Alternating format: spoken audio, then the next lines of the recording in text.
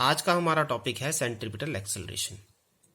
Acceleration acting on the object undergoing uniform circular motion is called centripetal acceleration.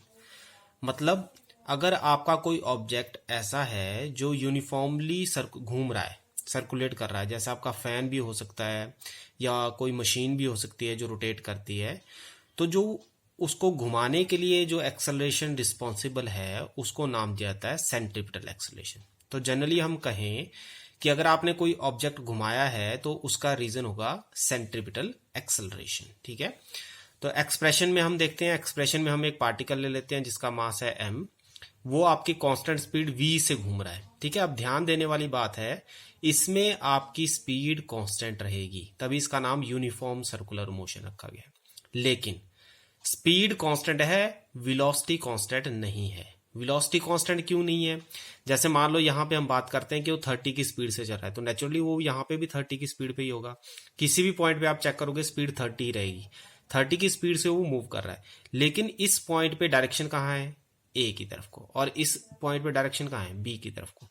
तो दोनों cases में direction different है, इस वजह से हम कहेंगे कि आपकी वेलोसिटी कैसी होगी? डिफरेंट। क्योंकि वेलोसिटी दो फैक्टर पे डिपेंड करती है, एक तो मैग्नीट्यूड कितना है, मैग्नीट्यूड तो दोनों केस में सेम है, 30 है 30 है, लेकिन दोनों केस में डायरेक्शन कैसी है? डिफरेंट। तो दूसरा जो फैक्टर है आपका वेलोसिटी का, डायरेक्शन, वो डिफरेंट होने की वजह से आपकी वेलोसिटी दोनों केसेस में क्या होगी? डिफरेंट। तो P पे आपकी वेलोसिटी होगी v1 और Q पे आपकी वेलोसिटी होगी v2। ठीक है, अब जो P पॉइंट है उसका पोजीशन वेक्टर लेंगे हम r1 और जो Q पॉइंट है उसका पोजीशन वेक्टर लेंगे r2।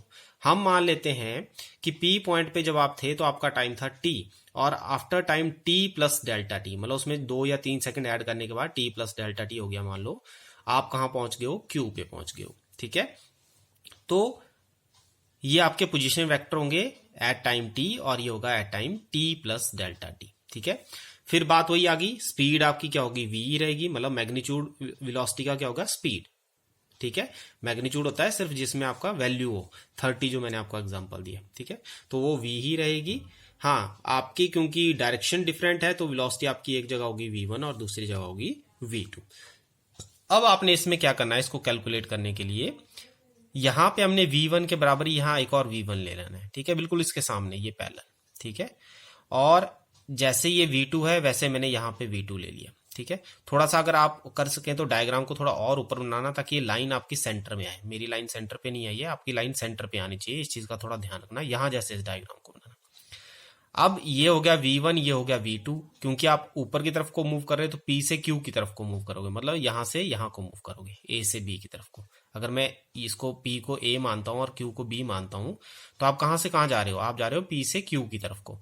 तो आप कहां जा रहे हो इसमें? A से B की तरफ या P से Q की तरफ को। तो डायरेक्शन आपकी जो होगी वो होगी ये वाली। तो इसको v1 मानेंगे, इसको v2 मानेंगे, और ये क्या हुआ? ये हुआ change from v1 to v2। जो चेंज आया उसको नाम देते हैं हम डेल्टा v। अब ट्राइंगल लॉ कैसे यूज होती है? जो सेम ऑर्डर में है उनको आप ऐड करते हो, और जो अपोजिट ऑर्डर में है वो उसके इक्वल होगा। तो v2 किसके बराबर होगा? v1 plus delta v। तो यहां से डेल्टा v निकालो, कितना आया? v2 minus v1। ठीक है, तो यही हमने यहां पे किया हुआ है, ट्राइंगल लॉ को यूज किया है। ट्राइंगल लॉ यूज करके डेल्टा वी कितना आ गया? v2 minus v1, final minus initial. Finally आप कौन सी वेलोसिटी चल रहे हो? v2, और शुरू में आप कितने चल रहे थे? v1। ये दोनों के बीच में जो डिफरेंस करके आएगा उसको बोलेंगे चेंज इन वेलोसिटी। एंगल क्या होता है? Arc upon radius. तो आप डायग्राम को फॉलो करेंगे, अगर इसको फॉलो करें हम तो ये आर्क को रिप्रेजेंट करा, मतलब यहाँ पे अगर हम देखें इसके कंपैरिजन में तो a डैश b डैश क्या है? आपकी आर्क, और pa डैश क्या हो जाएगा? आपका रेडियस। तो रेडियस क्या है? या तो v1 होगा या v2 होगा। तो रेडियस तो आपको पता है, सर्कल का रेडियस कैसा रहता है? सेम रहता है, और सेम रहने की वजह से मैं उसको क्या मान लेता हूँ? v मान लेता हूँ। चाहे आप एक रेडियस लो चाहे दूसरा लो, दोनों में स्पीड क्या है? v। जो मैंने आपको शुरू में कहा स्पीड कैसी है? यूनिफॉर्म है। तो डेल्टा v बाय v। अब आपने पढ़ा है what is omega, angular speed क्या होती है? Delta theta by delta T. तो यहां से डेल्टा थीटा जब निकालेंगे तो ये हो जाएगा ओमेगा डेल्टा टी। तो डेल्टा थीटा की जगह मैंने डाल दिया ओमेगा डेल्टा टी। अब इसको एक्सचेंज कर लो, डेल्टा टी को यहां ले आओ डेल्टा वी बाय टी, और वी को उस तरफ ले जाओ, ओमेगा वी हो गया। फिर आपने एक और रिलेशन पढ़ा है, what is v? R omega. तो इसकी वैल्यू यहां पे पुट कर देंगे, आर ओमेगा हो जाएगा। ठीक है, तो delta V by delta T आ जाएगा omega square R. When delta T tends to zero, जब delta T tends to zero हो जाता है तो डेल्टा वी बाई टी मतलब change in velocity with respect to time क्या हो जाता है, एक्सेलरेशन। जो आपने पढ़ी है डेफिनेशन एक्सेलरेशन की, तो एक्सेलरेशन क्या होगी, ओमेगा स्क्वायर आर। अगर मैं इसको v की फॉर्म में लिखना चाहूं तो ओमेगा की वैल्यू v बाय आर भरो तो ये बन जाएगा v स्क्वायर बाय आर। तो ये हुआ लीनियर स्पीड की फॉर्म में, लीनियर बोलते हैं हम इसको, ठीक है। और ये हुई एंगुलर स्पीड की फॉर्म में। तो acceleration in the form of angular speed होता है ओमेगा स्क्वायर आर, और in the form of linear speed होता है v स्क्वायर बाय आर। अब डायरेक्शन की बात करें तो direction of centripetal acceleration will be as same as delta v. तो डेल्टा वी की डायरेक्शन कहाँ है, अंदर की तरफ को। तभी मैंने कहा थोड़ा सा डायग्राम आपने ऊपर जैसे बनाना था कि सेंटर में आए ये। तो इस तरफ से आप देखते हो कि डेल्टा वी की डायरेक्शन कैसी है, अंदर की तरफ। मतलब हर पॉइंट पे एक्सेलरेशन की डायरेक्शन क्या होगी, अंदर की तरफ होगी। हर पॉइंट पे वो अंदर की तरफ को ही अप्रोच करेगा। इसलिए इसको मतलब वो सेंटर की तरफ को एक्सेलरेशन अप्रोच कर रही है, पुश कर रही है ऑब्जेक्ट को, हमेशा सेंटर की तरफ को अप्रोच करेगी, ठीक है। सेंटर की तरफ को वो पुश कर रही है, तो इस वजह से क्या हुआ आपका, इसका एक्सेलरेशन का नाम क्या दिया गया है, सेंट्रीपिटल एक्सेलरेशन।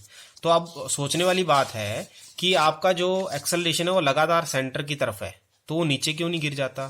तो आप देखो ना कि आपका जो ऑब्जेक्ट है, जैसे सर्कल है, ये ऑब्जेक्ट कहां जाना चाहता है, सीधा आगे की तरफ को, और सेंट्रीपिटल एक्सेलरेशन कहां ले जाना चाहती है उसको, अंदर की तरफ को। तो नेट रिजल्टेंट क्या बनेगा, ये आप पैरेललोग्राम लॉ देख सकते हो। इसीलिए हर पॉइंट पे ऐसा ही होगा। इस पॉइंट पे आ जाओगे तो आपकी वेलोसिटी क्या है, बाहर की तरफ को, और सेंट्रीपिटल एक्सेलरेशन कहां खींचेगी उसको, अंदर की तरफ को। तो नेट रिजल्टेंट फिर से क्या बनेगा, ये। फिर इस पॉइंट पे आ जाओ, वेलोसिटी कहां ले जाना चाहती है उसको, आगे, और सेंट्रीपिटल एक्सेलरेशन कहां ले जाना चाहती है, अंदर। तो नेट रिजल्टेंट क्या बनेगा, पैरेललोग्राम लॉ की वजह से ये डायगोनल, ठीक है। तो हर पॉइंट पे छोटे छोटे डायगोनल बनते जाएंगे, और वो हर पॉइंट पे क्या होगा, अंदर की तरफ, मतलब एक सर्कल को अप्रोच करेगा। ना वो अंदर गिरेगा, ना ही वो सीधा आगे जाएगा, उनका रिजल्टेंट बनता जाएगा, और वो क्या बनेगा आपका, एक सर्कल। तो इस चीज को समझना है कि सेंट्रीपिटल एक्सेलरेशन ऑब्जेक्ट को बिल्कुल सेंटर की तरफ को अट्रैक्ट करती है, और उसकी अपनी वेलोसिटी उसको कहां ले जाना चाहती है, बाहर। और दोनों का रिजल्टेंट आपका क्या बनता है, हर पॉइंट पे सर्कल बनता जाता है, ठीक है। तो इसीलिए इसको नाम दिया जाता है सेंट्रीपिटल एक्सेलरेशन, और रिजल्टेंट आपका आता है एक सर्कुलर मोशन, ठीक है। अब इसमें क्वेश्चन पूछा जाता है कि यूनिफॉर्म सर्कुलर मोशन, क्योंकि ये यूनिफॉर्म सर्कुलर मोशन हमने पढ़ा है, यूनिफॉर्म सर्कुलर मोशन में आपकी स्पीड अगर कांस्टेंट है तो इसकी क्या वेलोसिटी भी कांस्टेंट होगी। तो आपका आंसर होगा नो, हमारी वेलोसिटी चेंज होती रहेगी बिकॉज ऑफ इट्स डायरेक्शन, क्योंकि हर पॉइंट पे आपके सर्कल की डायरेक्शन क्या हो रही है, चेंज हो रही है, ठीक है। वेलोसिटी उसको कहां ले जाना चाहती है, सीधा, लेकिन वो थोड़ा चेंज हो रहा है। यहाँ पे वेलोसिटी कहां ले जाना चाहती है, नीचे, लेकिन वो कहां हो रहा है, थोड़ा अंदर की तरफ को डाइवर्ट हो रहा है। तो हर पॉइंट पे आपकी डायरेक्शन चेंज हो रही है, इस वजह से आपकी वेलोसिटी क्या होगी, चेंज, ठीक है। वेलोसिटी कांस्टेंट नहीं होती है in case of uniform circular motion.